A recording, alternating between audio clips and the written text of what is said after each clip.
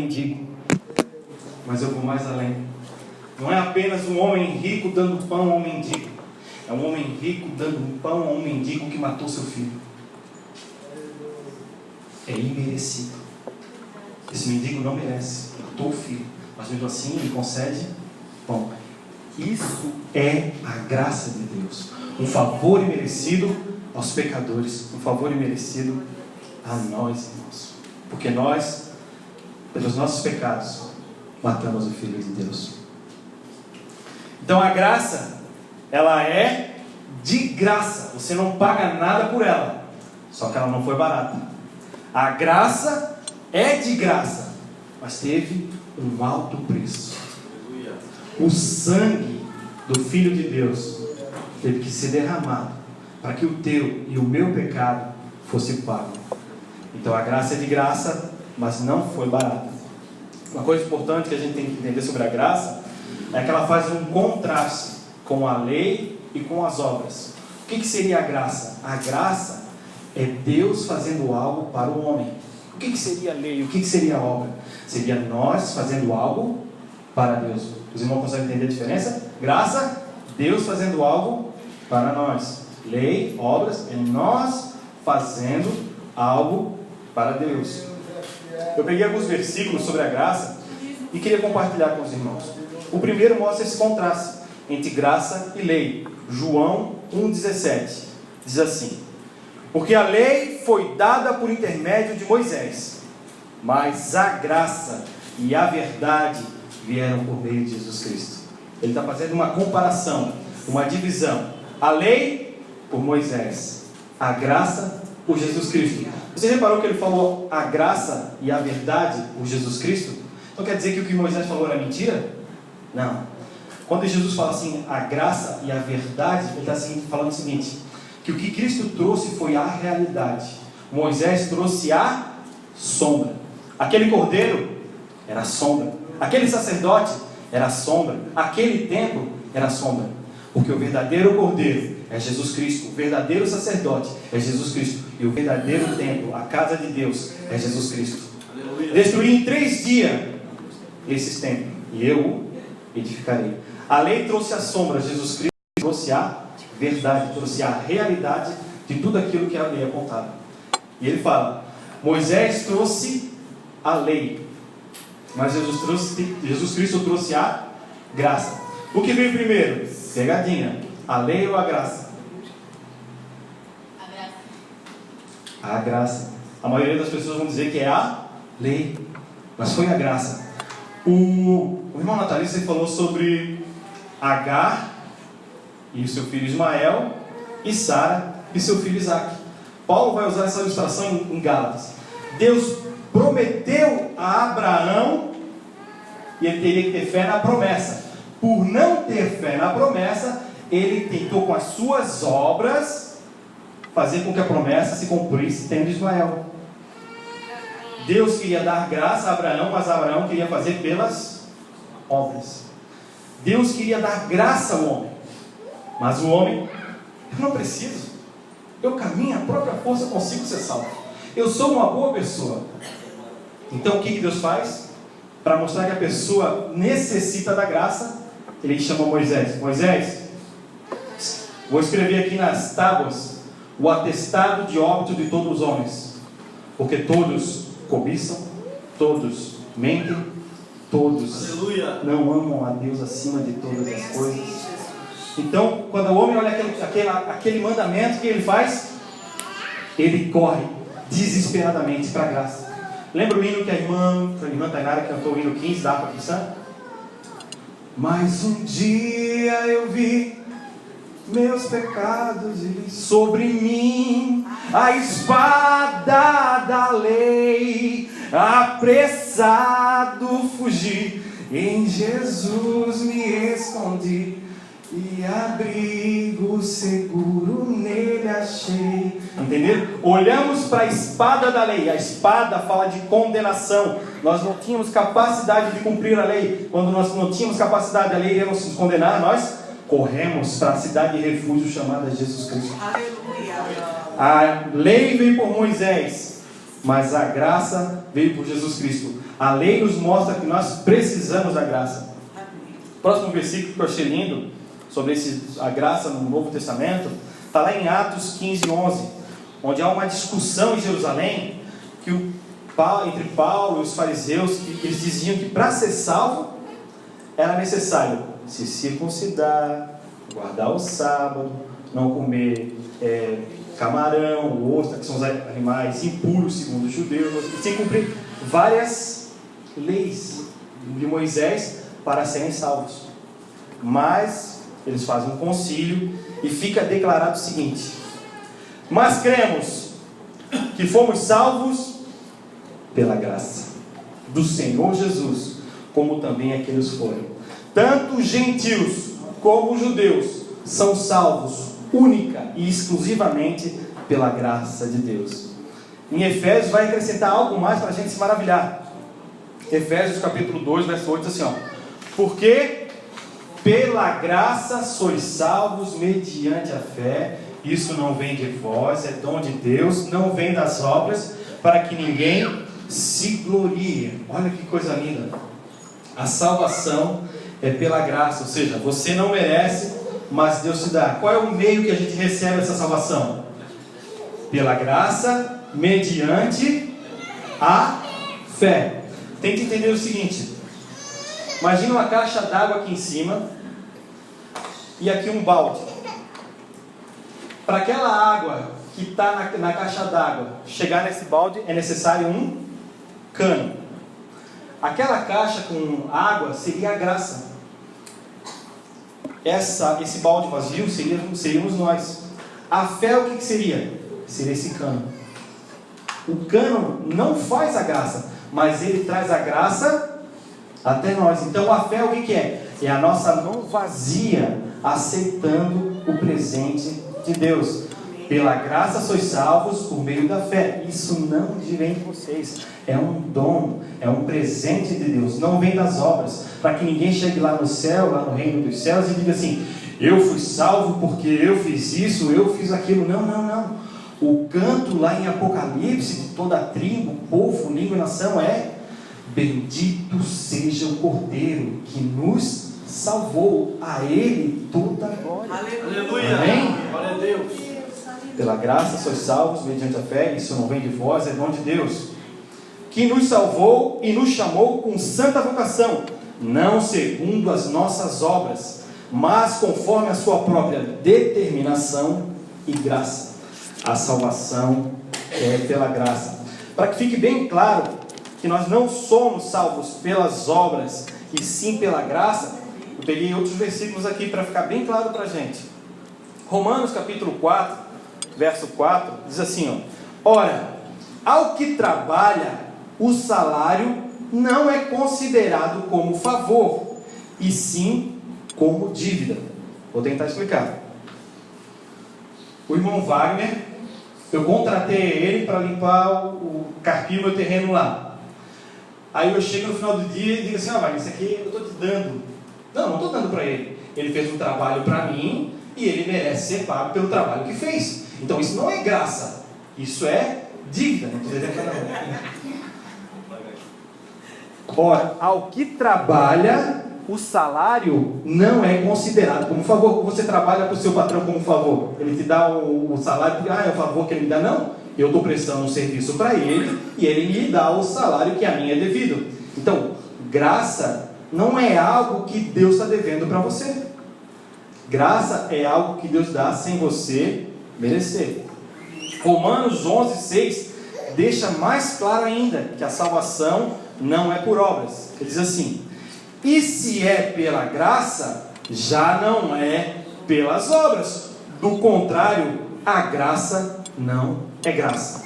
Salvação é pela graça. Vocês lembram, irmãos, de um episódio em que Jesus aponta para dois personagens no templo, um fariseu e um publicano. O que o fariseu faz e o que o publicano faz? E Jesus vai perguntar quem dos dois é justificado. O publicano chega no templo, em pé. Desculpa, bem lembrado. O fariseu chega em pé no templo, olha para o publicano, despreza e ora, a Bíblia diz bem claro, de si para si. Ele não ora para Deus. Ele ora para que as pessoas vejam quem ele é. Para ele, olha a santidade desse homem. Lembra quando Jesus disse? Quando você orar, não ore como os hipócritas fariseus, porque eles oram querendo o quê? Aplausos. Eles queriam ser notados, aparência exterior. E ele diz: Senhor, olha, eu não sou como esse publicano aí, como os demais homens roubadores, eu dou dízimo, eu jejuo, eu faço isso, eu faço aquilo. É tudo eu sou o cara. Esse é o fariseu. Mas depois Jesus chama a nossa atenção. Olha para o publicano, aquele que todo mundo sabe que é pecador. Ele nem consegue olhar para cima, mas ele bate no seu peito e diz: Senhor, tem misericórdia de mim, pecador, ser propício a mim. Aleluia! E ele pergunta: qual dos dois saiu justificado? Qual dos dois foi declarado justo segundo Deus? Qual dos dois foi salvo? A resposta: eu. Porque quem se justifica não é justificado.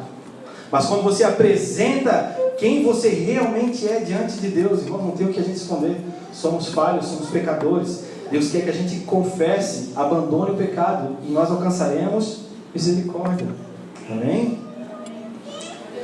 Tem uma frase do C.S. Lewis, é o famoso autor das Crônicas de Nárnia, que ele dá uma ilustração muito linda sobre a graça. Ele diz assim, o homem com as mãos cheias de pacotes não pode receber um presente. Um homem com as mãos cheias de pacote não pode receber um presente. Quando você chega diante de Deus, Deus, eu fiz isso, eu fiz aquilo, eu mereço a tua salvação, você não recebe a salvação. Mas quando você vem de mãos vazias diante de Deus, Senhor, eu sou pó, tu conheces a minha estrutura, tu sabes o quanto eu sou falho. Aí o presente de Deus, o dom de Deus, vem até nós. Aleluia! Somos salvos não pelos nossos feitos, mas pelo sacrifício de Cristo por nossos defeitos. Uma ilustração interessante. Alguém já viu um salva-vidas na praia tentando salvar uma pessoa? A pessoa está se debatendo. O salva-vidas não vai. Enquanto a pessoa está se debatendo, o salva-vidas não vai. Porque se o salva-vidas for, é capaz de ele ser levado para o fundo do mar junto. Então o que ele faz? Ele espera a pessoa descansar, parar, eu não consigo mais. Quando ela descansa, vem o salva-vidas e pega ela. Jesus Cristo é a mesma coisa. Enquanto você tentar se salvar pelas suas boas obras, ele vai ficar esperando. Não, vai, tenta, vai quebrando a cara, vai quebrando a cara. No momento que você, Senhor, eu não consigo, eu sou pecador, eu preciso da tua graça, Jesus vem e te abraça, te salva. Descanse na graça do Senhor. É muito interessante que toda a carta que você vai ver no Novo Testamento começa: graça e paz do nosso Senhor Jesus Cristo, de Deus e do nosso Senhor Jesus Cristo. Graça e paz. Antigamente havia um costume entre judeus e gentios se cumprimentarem. Gentios se cumprimentavam com graça e judeus se cumprimentavam com shalom, paz. Paulo pega essas duas coisas porque a igreja o que é? É a união de judeus e gentios. Ele traz graça e paz. Por quê? Porque mediante a graça temos paz com Deus. Amém, Jesus. Amém? Glória a Deus. E algo que eu achei muito lindo, outro versículo, está lá em Atos 18, 27. Tendo chegado, auxiliou muito aqueles que, repare na ordem, mediante a graça haviam crido. Peraí. Você conseguiu entender? Mediante a graça haviam crido. O que a gente leu? Porque pela graça sois salvos, mediante a fé. Ou seja, eu tive fé e Deus me concedeu graça. Essa é a ordem. Eu creio e recebo, certo? Mas Paulo está dizendo aqui que até para a gente crer é necessária a graça de Deus. Nós somos totalmente pecadores, totalmente inclinados para o mal. Antes da gente crer, Cristo enviou o Espírito Santo, e através da sua graça, Ele trabalha no nosso coração. Ele vai levando uma pessoa para falar contigo, Ele te dá um folheto, Ele vai trabalhando com a graça para abrir o seu coração, e aí sim, livremente, você crê na Evangelho. Então, antes de você crer, Deus já trabalha na sua vida. Antes de você ser crente, Deus já trabalhava na sua vida, te conduzindo para aceitá-lo como Senhor e Salvador da sua vida. A salvação é graça do começo ao fim. Agora tem um ponto que eu queria que vocês prestassem atenção, irmãos. Porque com o avanço da internet, tem se espalhado muitas heresias. E existe uma doutrina chamada expiação limitada. O que é isso? Jesus Cristo não morreu por todos. Existem pessoas ensinando que Jesus Cristo não morreu por todas as pessoas. E são pessoas do calibre assim de... Vou dar alguns exemplos. Não estou dizendo para vocês deixar de assistir eles, mas eu estou dizendo para vocês peneirar o que vocês escutam. Augusto Nicodemos, Paulo Júnior, deixa eu ver mais quem, Marcos Granconato. São várias pessoas ensinando o quê? O calvinismo, ensinando que Jesus Cristo não morreu por todos. Isso é uma blasfêmia, isso é uma mentira, isso é uma heresia. Qual é o versículo mais famoso da Bíblia? Alguém poderia repetir para mim qual é o versículo mais famoso da Bíblia? Porque Deus amou alguns, porque Deus amou só os eleitos. Deus amou o mundo inteiro. Deus não veio ao mundo para condenar o mundo. Deus enviou o seu Filho para salvar o mundo. Mas há uma condição: porquanto a graça de Deus se manifestou salvadora a todos os homens. A graça de Deus se manifestou salvadora a todos os homens. Então quer dizer que todos serão salvos? Não. O versículo diz: Deus amou o mundo de tal maneira que deu seu Filho unigênito, para que todo que nele crê não pereça, mas tenha vida eterna. Então há uma condição. Essa condição é crer. Essa salvação está disponível a todos, mas ela só é efetivada àqueles que creem.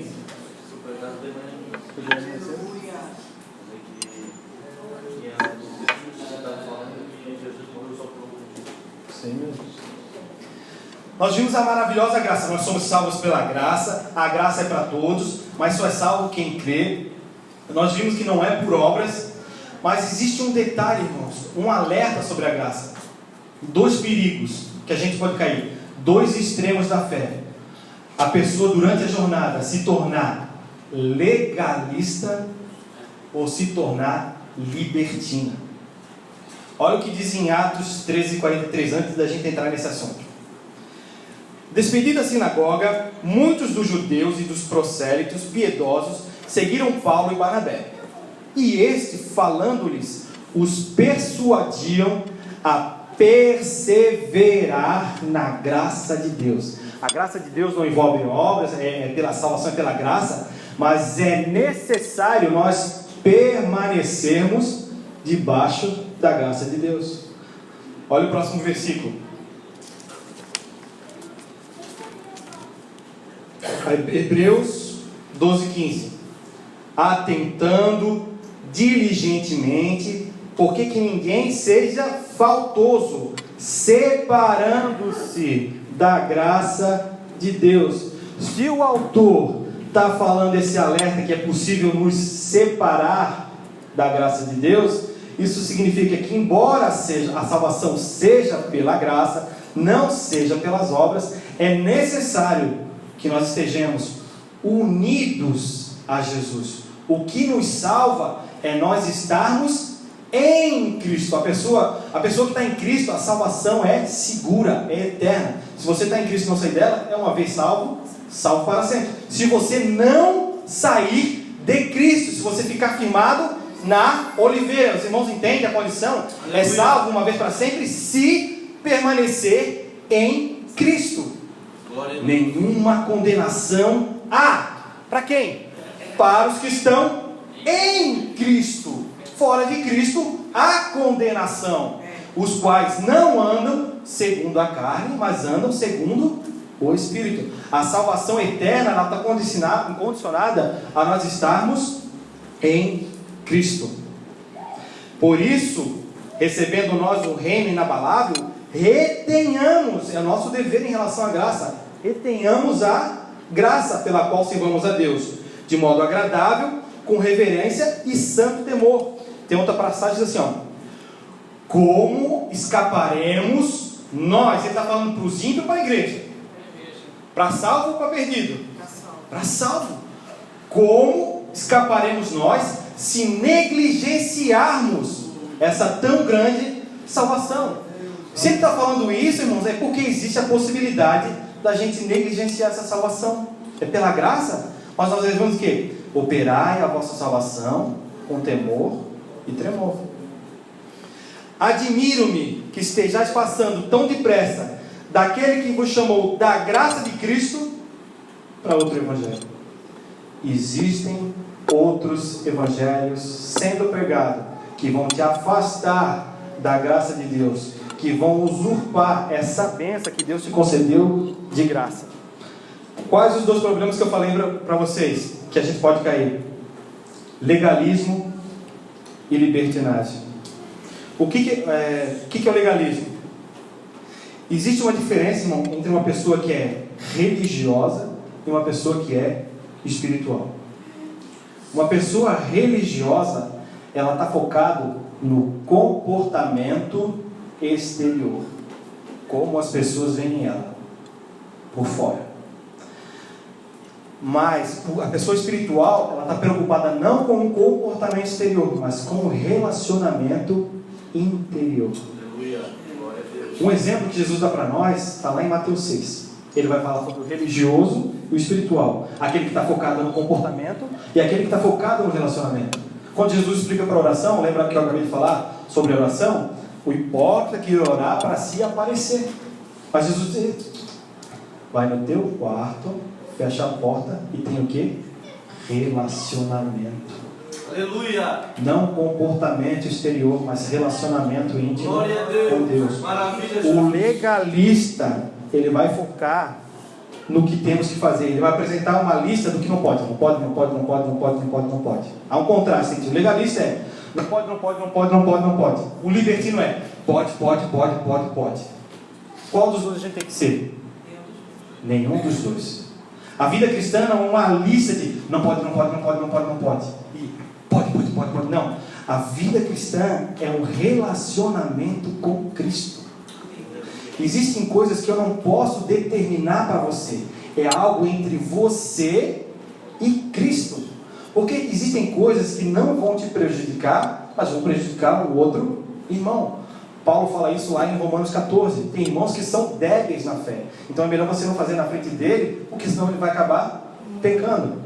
Então, a vida cristã é uma vida de relacionamento íntimo com o Senhor.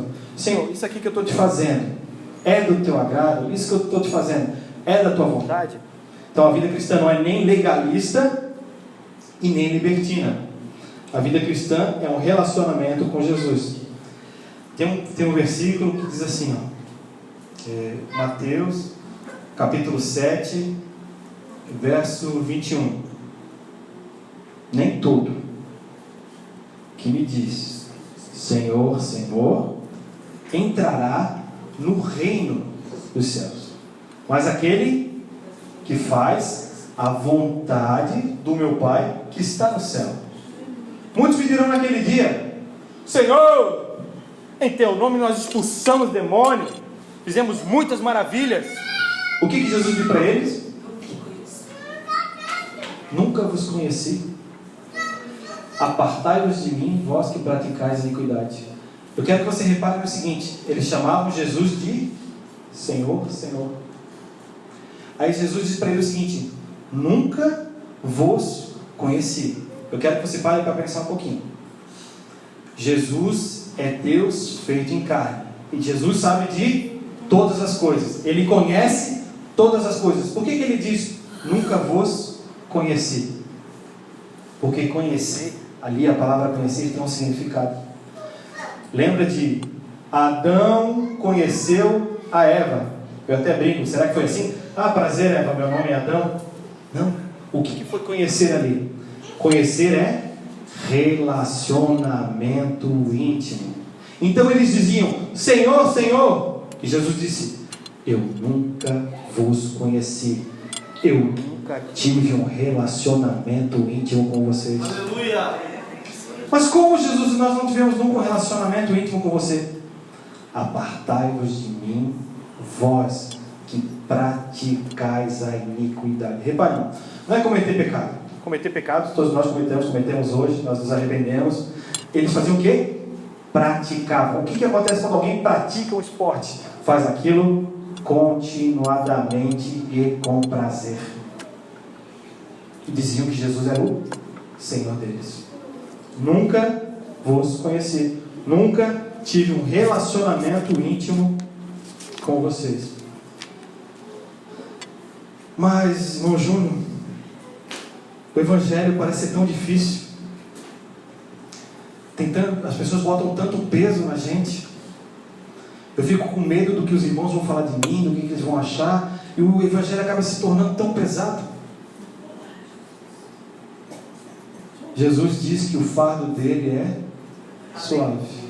O da religião não. O da religião é pesado.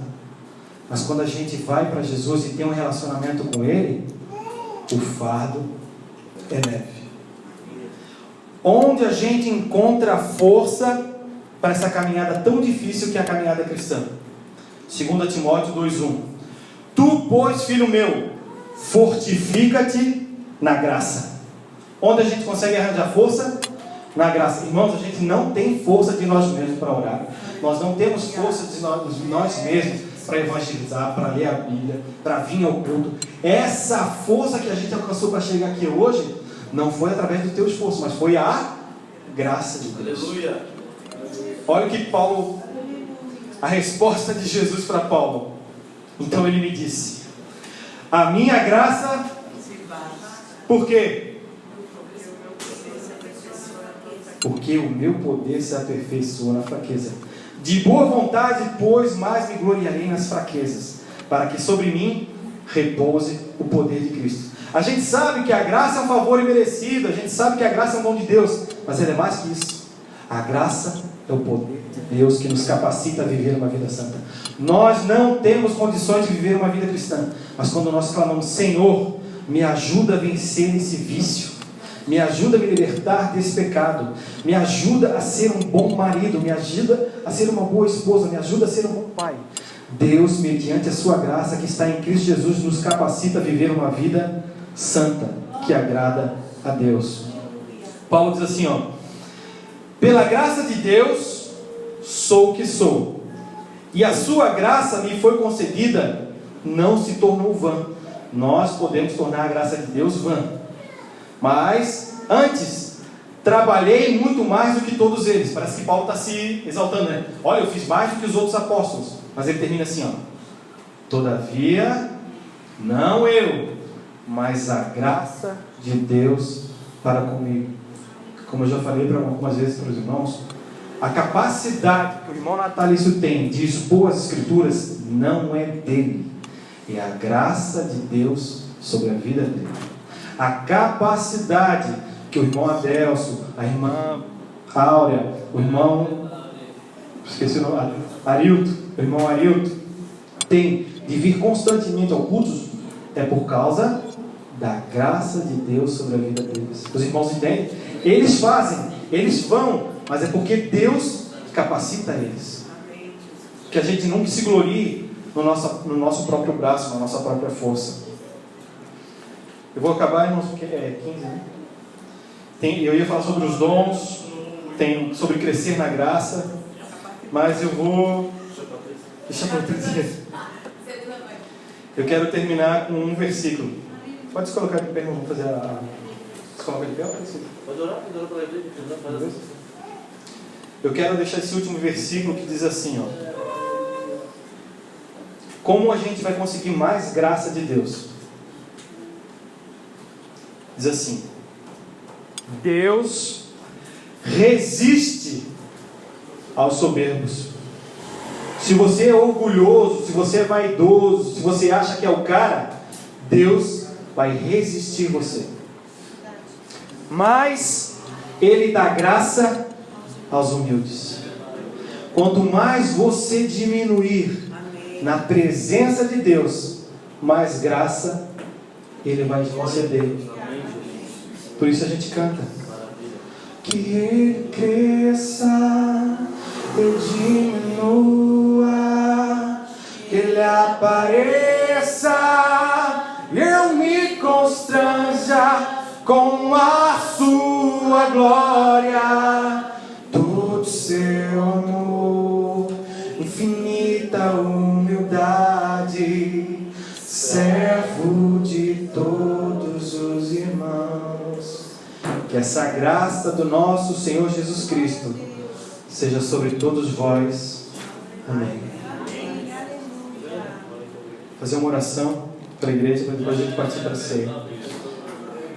Amado Deus e Pai de nosso Senhor Jesus Cristo, Tu conheces, Senhor, a nossa fraqueza, a nossa dependência, o quanto precisamos de Ti, Senhor. Tu conheces as nossas falhas. Diante de Ti não há segredo algum, Senhor, não há nada que fique encoberto. Tu conheces, Senhor, o nosso andar, o nosso levantar, o nosso caminhar. Por isso nós Te pedimos, Senhor, se não for a Tua graça, Senhor, se não for o Teu favor imerecido, Senhor, nós não conseguimos dar um passo. Sem Ti nada podemos fazer, Senhor.